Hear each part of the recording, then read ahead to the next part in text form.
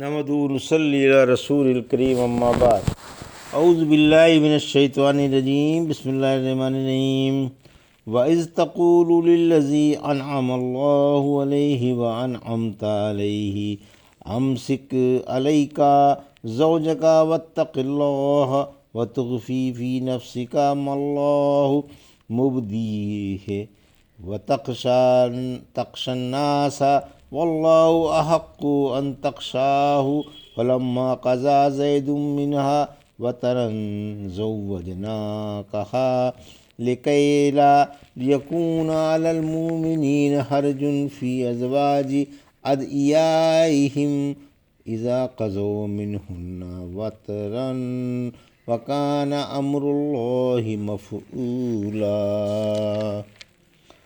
ما كان على النبي من حرج فيما فرض الله له سنة الله في الذين خلوا من قبل وكان أمر الله قدرا مقدورا۔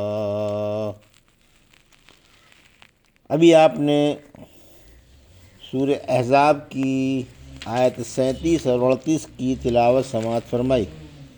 ان آیتوں کا ترجمہ اور تفسیر اس طرح ہے: وَإِذْ تَقُولُ لِلَّذِي أَنْعَمَ اللَّهُ عَلَيْهِ وَأَنْعَمْتَ عَلَيْهِ أَمْسِكْ عَلَيْكَ زَوْجَكَ وَاتَّقِ اللَّهَ وَتُخْفِي فِي نَفْسِكَ مَا اللَّهُ مُبْدِيهِ وَتَخْشَى النَّاسَ وَاللَّهُ أَحَقُّ أَن تَخْشَاهُ فَلَمَّا قَضَىٰ زَيْدٌ مِّنْهَا وَطَرًا زَوَّجْنَاكَهَا لِكَيْ لَا يَكُونَ عَلَى الْمُؤْمِنِينَ حَرْجٌ فِي أَزْوَاجِ أَدْعِيَائِهِمْ إِذَا قَضَوْا مِنْهُنَّ وَطْرًا وَكَانَ أَمْرُ اللَّهِ مَفْعُولًا۔ آیت 37 ترجمہ: اور جب آپ اس شخص سے کہہ رہے تھے جس پر اللہ کا انعام ہے اور آپ کا بھی کہ اپنے لیے اپنی بیوی روک لو اور اللہ سے ڈر جاؤ، اور آپ کے دل میں ایک بات چھپی ہوئی تھی جسے اللہ ظاہر کر دینے والا تھا، اور اللہ زیادہ حقدار ہے کہ اس سے ڈرا جائے۔ پھر جب زید نے اس عورت سے اپنی غرض پوری کر لی تو ہم نے اس کا نکاح آپ سے کر دیا تاکہ ایمان والوں پر ان کے لے پالکوں کی بیویوں کے بارے میں تنگی نہ ہو جب کہ وہ ان سے اپنی غرض پوری کر لیں، اور اللہ کا حکم تو ہو کر ہی رہنے والا تھا۔ یہ تھا ترجمہ سورہ احزاب کی آیت 37 کا تفسیر۔ زید رضی اللہ عنہ نے زینب رضی اللہ عنہ کو طلاق دے دی، یعنی رحمت عالم صلی اللہ علیہ وسلم نے اپنے آزاد کردہ غلام زید بن حارثہ رضی اللہ عنہ کو خوب سمجھایا بجھایا کہ بیوی کو طلاق نہ دو اور اپنے پاس رہنے دو اور اللہ سے ڈر جاؤ۔ زید رضی اللہ عنہ پر اللہ کا تو یہ انعام تھا کہ اس نے انہیں اسلام کی توفیق اور اپنے رسول کی پیروی کا جذبہ عطا فرمایا، اور آپ کا انعام یہ تھا کہ آپ نے انہیں آزاد کر دیا۔ رحمت عالم صلی اللہ علیہ وسلم کی نگاہ میں آپ کی بڑی عزت اور بڑا اونچا مقام تھا۔ زید رضی اللہ عنہ آپ کے محبوب تھے۔ لوگ آپ کو جب رسول اللہ صلی اللہ علیہ وسلم اور آپ کے بیٹے کو جب ابن حب رسول اللہ کہا کرتے تھے، آپ محبوب رسول صلی اللہ علیہ وسلم اور آپ کے صاحبزادے محبوب بن محبوب رسول تھے۔ صدیقہ رضی اللہ عنہ فرماتی ہیں، آپ نے جب کبھی زید رضی اللہ عنہ کو کسی رسالے میں بھیجا تو امیر ہی بنا کر بھیجا، اگر آپ کے بعد یہ زندہ ہوتے تو آپ کے خلیفہ چن لیے جاتے۔ پھر فرمایا کہ تم اپنے دل میں جو بات چھپائے ہوئے تھے اسے اللہ ظاہر کرنے والا تھا۔ انس رضی اللہ عنہ فرماتے ہیں، یہ آیت زینب بنت جحش اور زید رضی اللہ عنہ کے بارے میں اتری۔ پھر فرمایا، پھر جب زید رضی اللہ عنہ نے زینب رضی اللہ عنہا سے اپنی حاجت پوری کر لی تو ہم نے ان کا نکاح آپ سے کر دیا، یعنی جب زید رضی اللہ عنہ زینب رضی اللہ عنہا سے سیر ہو گئے اور سمجھانے بجھانے کے باوجود نکاح قائم نہ رکھ سکے تو ہم نے زینب رضی اللہ عنہ سے آپ کا نکاح کرا دیا۔ چونکہ یہ نکاح خود حق تعالیٰ نے کرایا تھا، اس لیے اس میں ولی کی اور ایجاب قبول کی اور گواہوں کی ضرورت نہ تھی۔ حق تعالیٰ کا نکاح کرنا یہ ہے کہ اس نے آپ پر وحی بھیج دی کہ آپ ان کے پاس چلے جائیں۔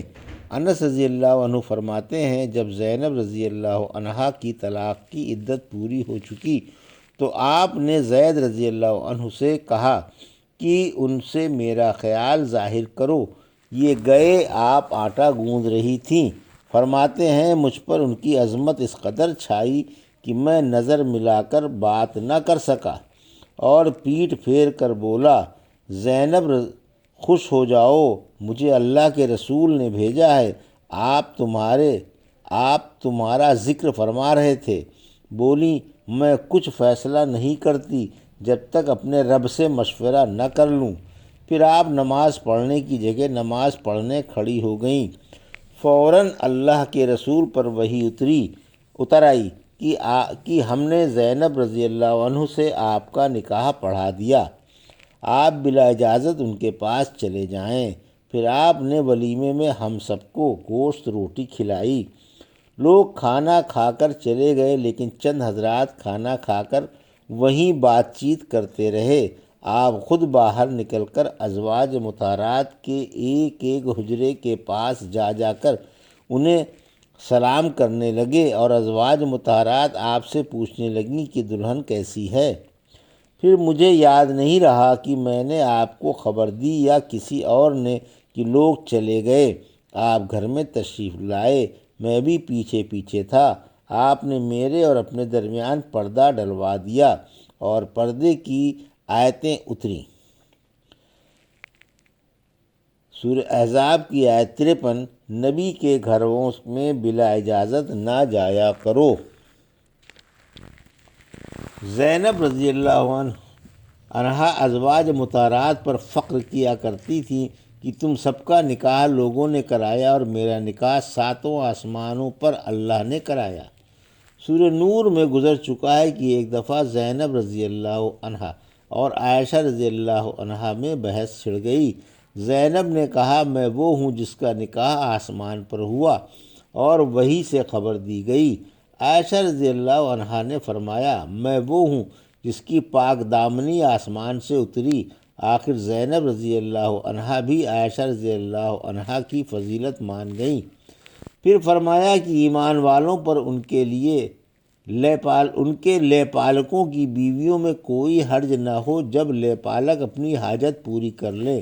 یعنی ہم نے جو آپ کا زینب رضی اللہ عنہا سے نکاح کر دیا اور اس کو آپ کے لیے جائز قرار دیا تو ایسا اس لیے کیا تاکہ مومن لے پالکوں کی مطلقہ عورتوں کے بارے میں نکاح میں کوئی حرج نہ سمجھیں۔